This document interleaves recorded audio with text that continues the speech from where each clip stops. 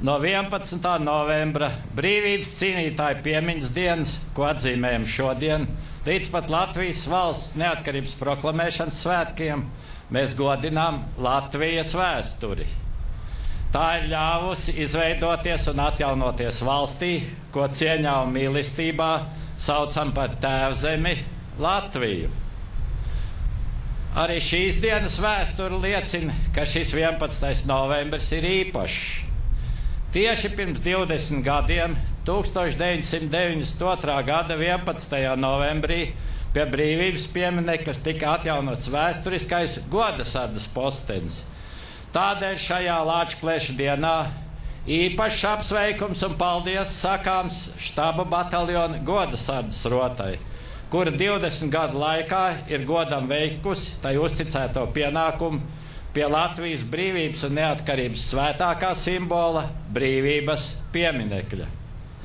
Vēsturiski 11. novembris vienmēr tiks saistīts ar Latvijas brīvības cīņu posmu, kura laikā notika Vācu un Krievu karaspēka mēģinājums ieņemt Rīgu un likvidēt Latvijas neatkarību. Tieši pirms 93 gadiem, 11. novembrī, Latvijas valsts armija atbrīvoja Rīgas pārdaugavu no bermontiešiem, un jau novembra beigās šis Vācu Krievu karaspēks tika padzīts. Tomēr Latvijas brīvības cīņas ilga vēl 2 gadus līdz pat 1920. gada 11. augustam, kad tika noslēgts Latvijas-Krievijas miera līgums, un beidzot Latvija bija brīva, un Krievija atteicās no tiesībām uz Latvijas zemi. Diemžēl Latvijai viena gadsimta laikā pat 2 reiz ir nācies kļūt par 2 totalitāru lielu valstu kaujas lauku, samaksājot visaugstāko cenu valsts neatkarības zaudēšanu un tautas sadalīšanu karojošās frontēs, tāpēc kara rētas nav sadzījušas vēl šodien. Kritušo piemiņa ir svēta, tomēr nav un nevar būt pieņemama vēstures notikumu izmantošana politiskiem mērķiem. Diemžēl ar to saskaramies vēl joprojām. Esmu aicinājis un aicinu arī turpmāk 11. novembrī iedegt piemiņas svecītes visiem karavīriem, kas Latvijas valsts vārdā atdevuši savas dzīvības neatkarīgi no laika, kad tas noticis. Latvijas brīvības cīnītāju piemiņas diena ir īsti piemērota šai atcerei. Godātie karavīri, tālajā 1919. gadā salīdzinoši nelielā Latvijas valsts armija ar ierobežotiem resursiem spēja sakaut skaitliski daudz lielāko un labāk bruņoto rietumu brīvprātīgo armiju. Toreiz viens no izšķirošajiem faktoriem bija latviešu karavīru drosme un varonīgums. Es ticu, ka arī šobrīd ikvienam, kas izvēlas karavīra gaitas, galvenais vadmotīvs ir apņēmība un griba aizsargāt savas valsts dārgāko vērtību – neatkarību. Dievs svētī Latviju! Parādes vienības! Līdzrādies! Vienā! Valsts himnu godam sveikt!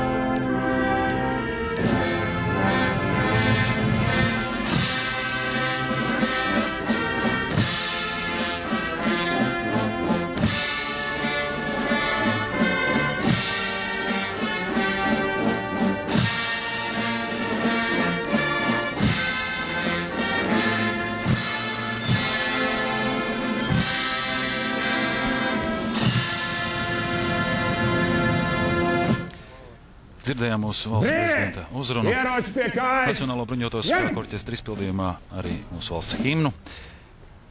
Nacionālo bruņoto spēku orķestra ceļi šogad veduši arī uz Gruziju, lai maijā kopā ar militāriem orķestriem no Turcijas, Igaunijas, Lietuvas, Polijas un Gruzijas piedalītos neatkarības dienai veltītajā parādē otrajā lielākajā Gruzijas pilsētā Kutaisi.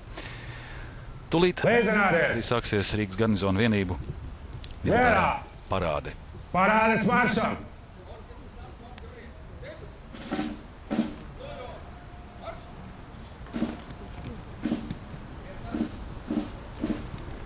Rīgas garnizona sastāvā šodien piedalās militārajā parādē daudzas vienības. Arī Latvijas armijas karoga vads, štāba bataljons, Nacionālā aizsardzības akadēmija, 1. kājnieku bataljons, 2. kājnieku bataljons, jūras spēku flotile, gaisa spēku aviācijas bāze, zemes sardze. Šodien pārstāvēt arī valsts robežsardze, Karognesēja grupa Taisne, tāpat valsts policija, valsts ugunsdrošības un glābšanas dienests. Jāpiemina arī, ka savu artavu gan šodien Lačplēša dienas parādē, gan 18. novembra parādē sniedz militārā policija, kas gan pašā parādē gājienā nepiedalās, bet veic savas funkcijas. Divlielnieku atstatē! Līdzināšanās uz kreiso! Ieroči plecā! Ņemt! Soļās! Marš!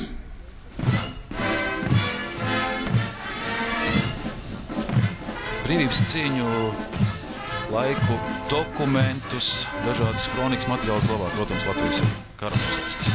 Cik jūs esat bagāti ar šiem vēstures materiāliem? Vai tos vēl joprojām cilvēki iegādā? Jā, cilvēki joprojām. Jā, tas dažreiz pat mūs pašus pārsteidz, ka šie materiāli cilvēkiem vēl ir saglabājušies. Jā, nesam diezgan aktīvi un dāvina muzejam šos materiālus gan par brīvības cīņām, gan par Latvijas armiju, gan par Pirmo karu, gan par Otro pasaules karu. Tā kā, var teikt, ka mēs esam diezgan bagāti ar šiem tā laika liecībām. Vai ir kaut kas tāds, tomēr, kas pietrūkst?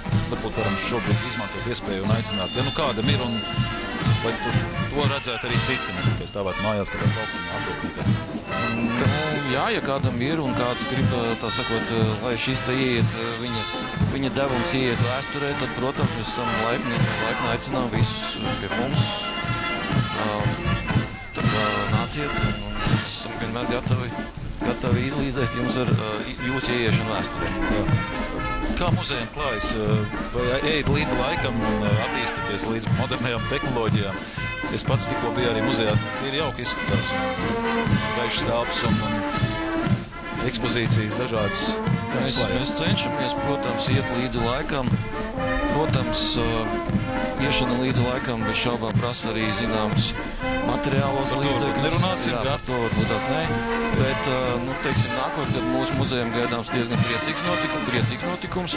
Tas ir, mēs no jauna vērsim vaļā vienu no mūsu filiālēm, kas ir tieši saistīta ar atbrīvošanas cīņām. Tas ir Pulkveža Oskara Kalpaka piemiņas muzejs, Airītais, kas atrodas, tā ir Latvijas kara muzeja filiāli.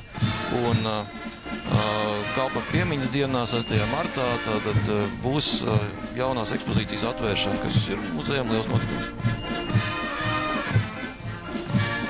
Vēl tomēr atgriežoties pie Lačplēša kara ordeņa, es tā dzirdēju, ka nesen atrasts kāds dokuments, kas liecināja par to, ka varbūt Lačplēša kara ordeni varētu izsniegt kā apbalvojumu arī ne tikai līdz šim 27. gadam. Jā, mēs muzeja kolēģi ar šo dokumentu atraduši Latvijas valsts vēstures arhīvā, kas šo dokumentu liecina, ka iespējams ordenis varētu būt atjaunots arī potenciāli, iespējams kaut kādā kara darbībā, kas varbūt būtu bijis Latvijas armijai Otrajā pasaules karā. Šis dokuments liecina par to, ka ir domāts par Lačplēša kara ordeņa statūtu papildināšanu taisni attiecībā uz 30. gadu beigām. Bet tas bija tikai uzmetums? Tas bija tikai uzmetums, jo dzīvē tas netika realizēts.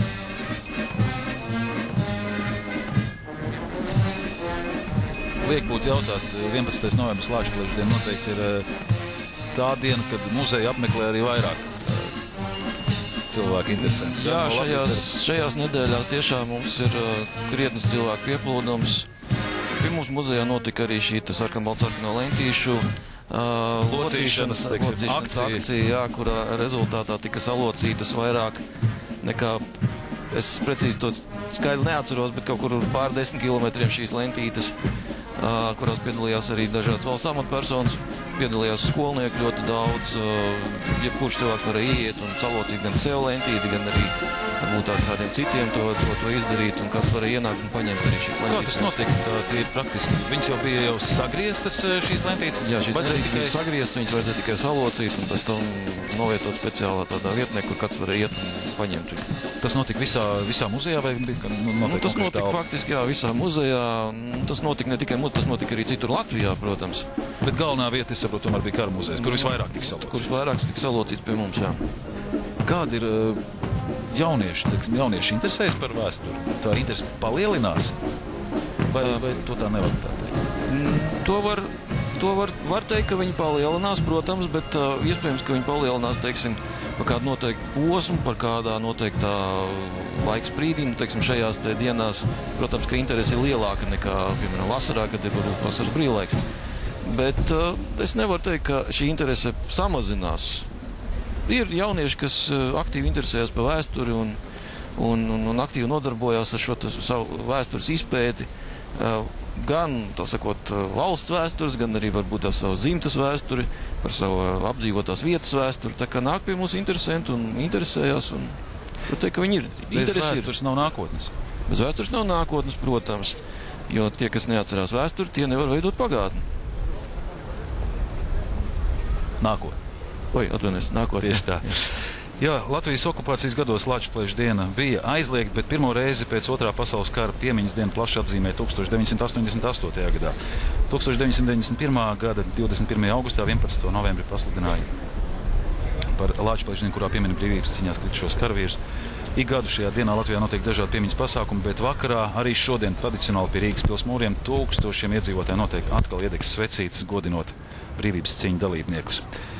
Darīsim to arī savās mājās, aizdegsim kādu svecīti, noliksim uz palodzes, tādējādi atceroties brīvības cīnītājus. Šobrīd notiek pie brīvības pieminekļa arī dažādu amatpersonu ziedu nolikšana. Cilvēki, kā redzam, ir ļoti daudz no dažādām arī organizācijām.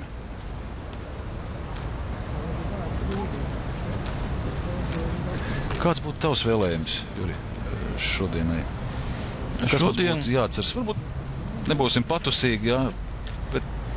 Jā, protams, mēs varam būt patusīgi un aicināt bez šābām cilvēks nākt pie šeit Krastmalā un nolikt arī savu svecīti, bet tiešām varbūt tās arī tiem, kam nav iespēja atbraukt uz Rīgu un aiziet uz Krastmalu un pie pils mūra sienas nolikt šo svecīti, varbūt tās tiešām paņemiet svecīti, nolieciet, aizdedziniet, nolieciet logā un atcerieties karavīru, latviešu karavīru, gan tos, kas toreiz izcīnīja Latvijai brīvību, gan arī varbūt šodienas mūsu karavīrus, kas kādā no mūsu karavīru karstajiem punktiem, jā, tālu prom no dzimtenes.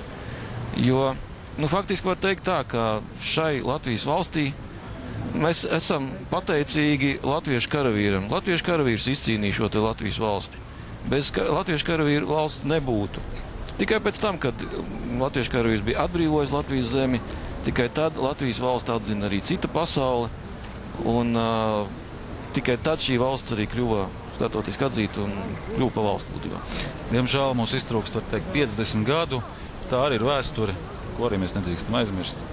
Jā, protams, bet kā prezidenta kungs aicināja, tad šai dienai ir jākļūst par visu karavīru piemiņas dienu, neraugoties uz to, kurās armijās viņi cīnījās un kurās frontes pusēs. Šī vēsture mūs ir bijusi sadalījusi. Uz to jau arī iet notiek dažādas tikšanās, notiek dažādas pārunas. Cerams, ka prezidenta misija iesāktā dos savu ārtavu. Jā, mēs arī ceram.